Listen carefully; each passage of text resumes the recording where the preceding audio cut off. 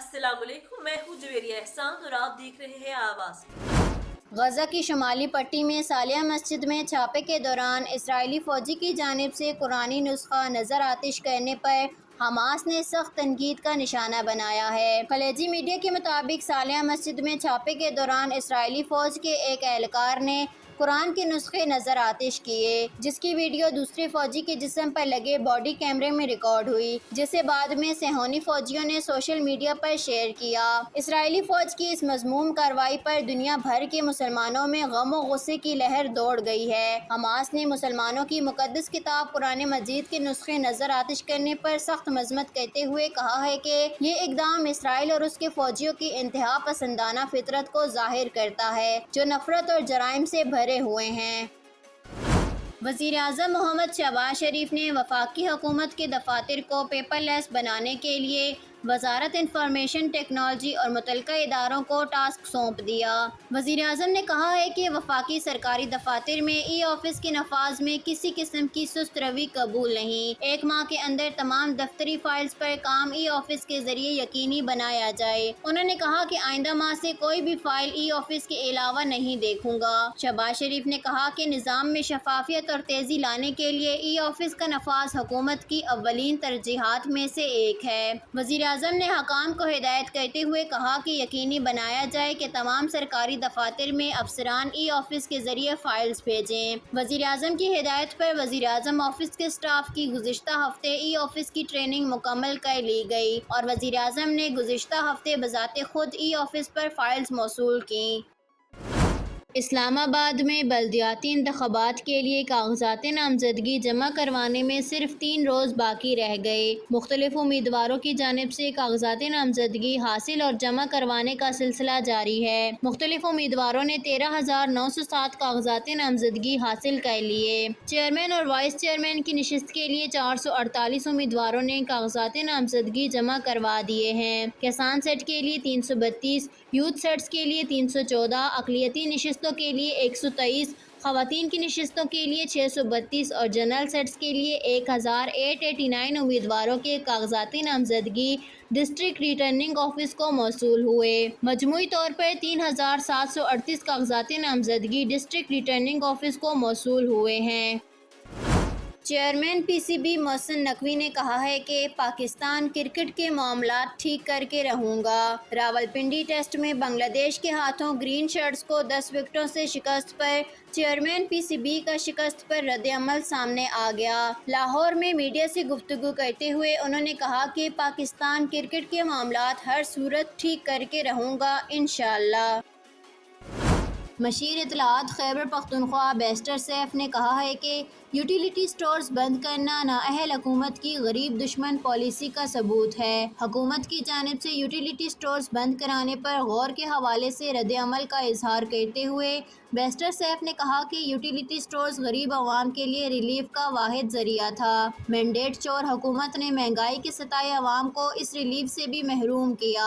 Utility stores बंद कराना नाअहल हुकूमत की गरीब दुश्मन पॉलिसी का वाज़ह सबूत है।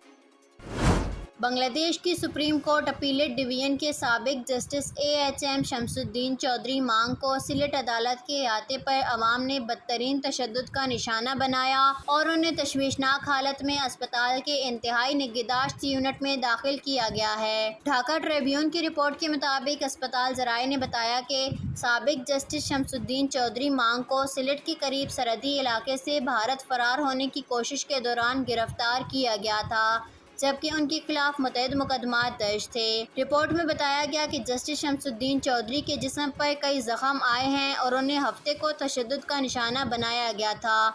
सिलेट के deputy inspector general DIG MD Sagir Mian ने कहा कि जस्टिस शमसुद्दीन चौधरी मांग की हालत तशवीशनाक है और उन्हें अंदरूनी तौर पर बहुत ज़्यादा खून बहा है।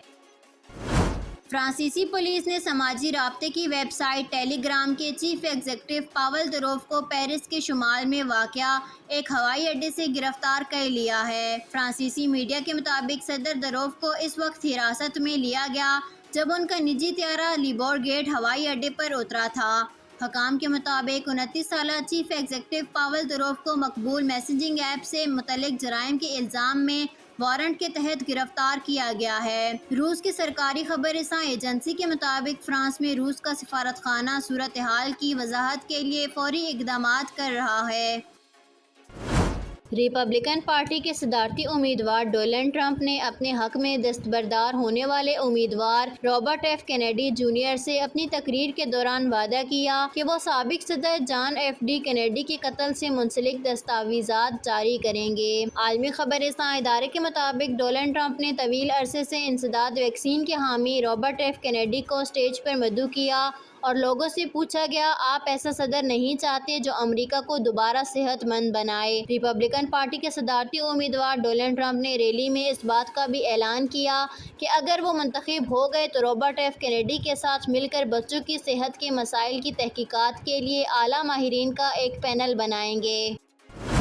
امریکی صدارتی الیکشن میں سوئنگ اسٹیٹ کی حیثیت رکھنے والی ریاست مشیگن میں عرب اور مشرق وسطیٰ سے تعلق رکھنے والے مسلمان ووٹرز کی بڑی تعداد رہائش پذیر ہے، جو صدارتی الیکشن کے مجموعی نتائج پر گہرا اثر ڈال سکتے ہیں۔ عالمی خبر رساں ادارے AFP کے مطابق مشیگن میں جو بائیڈن کی اسرائیل کی حمایت پر مایوس ڈیموکریٹ کے مسلم ووٹرز نے نمائندہ خصوصی سے بات کرتے ہوئے بتایا کہ کملا ہیرس اور مشیگن میں ڈیموکریٹ کی فتح کو برقرار رکھنے کے لیے سخت محنت کرنا ہوگی۔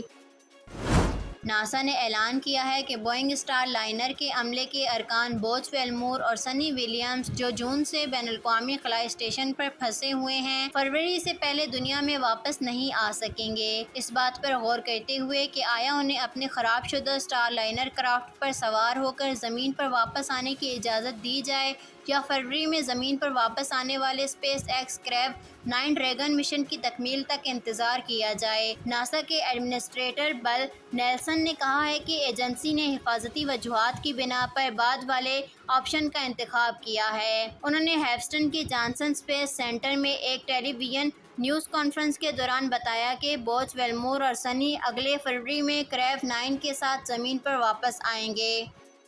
آواز نیوز سے فی الوقت اتنا ہی۔ مزید خبروں اور اپڈیٹس کے لیے دیکھتے رہیں آواز نیوز۔